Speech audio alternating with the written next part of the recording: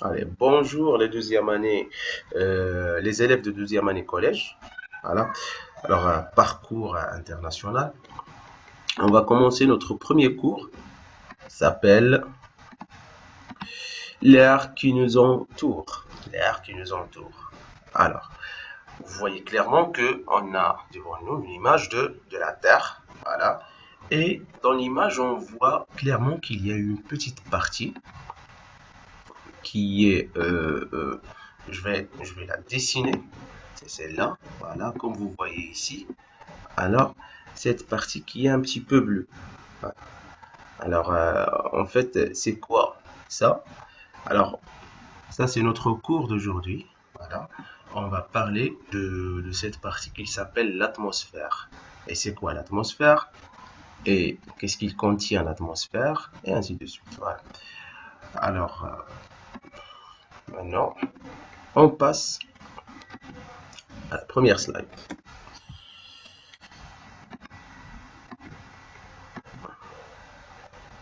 Alors, l'atmosphère terrestre. Alors, c'est quoi une atmosphère?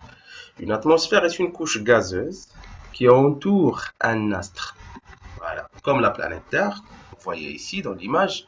Alors, cette partie-là, c'est l'atmosphère. Voilà, on peut tracer comme ça. Alors, cette partie, voilà, c'est l'atmosphère. Alors, l'atmosphère terrestre, maintenant on parle de la planète Terre, est une couche qui est pleine de quoi?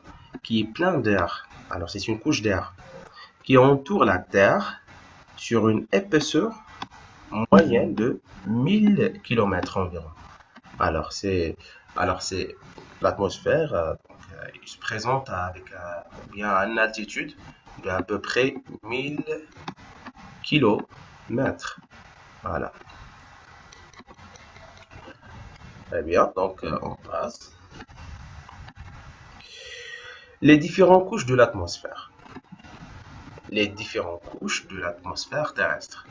Alors, on distingue dans l'atmosphère quatre couches successives, comme vous voyez maintenant. Alors, on a la troposphère, c'est la première couche. La deuxième couche s'appelle stratosphère. La troisième couche s'appelle, pardon, alors la troisième couche s'appelle mésosphère. Et on a la dernière, c'est thermosphère ou ionosphère, comme vous voyez ici dans l'image. Donc, on a troposphère, stratosphère, mésosphère et thermosphère. Voilà, ce sont les quatre couches essentielles qui existent dans notre atmosphère. Voilà. Alors, c'est quoi le rôle de l'atmosphère terrestre? Alors, il sert à quoi? Alors, l'atmosphère permet de, premièrement, nous protéger ou bien protéger la Terre des rayons UV, c'est-à-dire rayons ultraviolets issus du Soleil. Alors, plus précisément, la couche qui nous protège s'appelle couche d'ozone. Alors, qu'est-ce qu'elle fait la couche d'ozone? Alors, lorsque la lumière vient sur la Terre, alors la couche d'ozone, qu'est-ce qu'elle fait? Il reflète une grande partie. En fait, il reflète une grande partie et elle laisse passer uniquement une très petite partie. Voilà. Alors, ça c'est le rayonnement UV ultraviolet. Alors, ultraviolet, c'est-à-dire ce sont des rayonnements qui sont durs en fait, qui sont dangereuses. Voilà. S'ils ont passé directement à la planète Terre. Pourquoi? Parce que la surface de la Terre, ça va se réchauffer beaucoup. Et on peut pas vivre dans des conditions pareilles. Voilà. On passe maintenant. Deuxième, deuxième chose. Alors, l'atmosphère permet de protéger la Terre du bombardement des météorites. Alors, les bombardements météorites, en arabe, nayazik.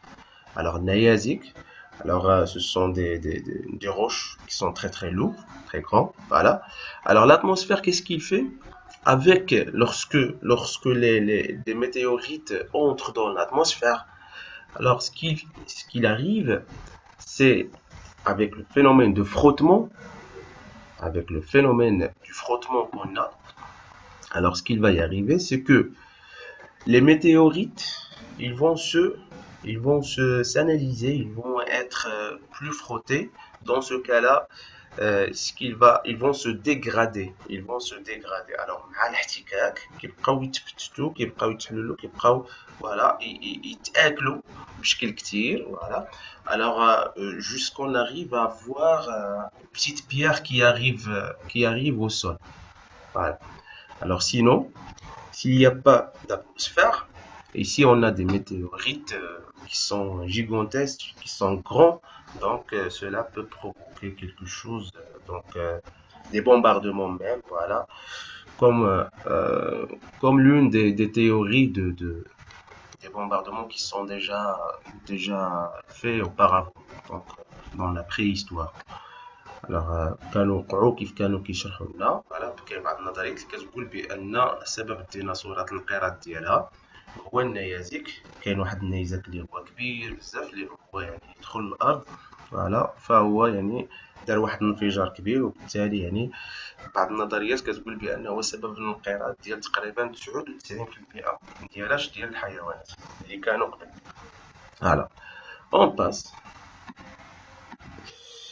Maintenir. Alors, qu'est-ce qu'il fait l'atmosphère? Il permet de maintenir la température terrestre à une moyenne de 15 degrés Celsius. Et ça, c'est très important.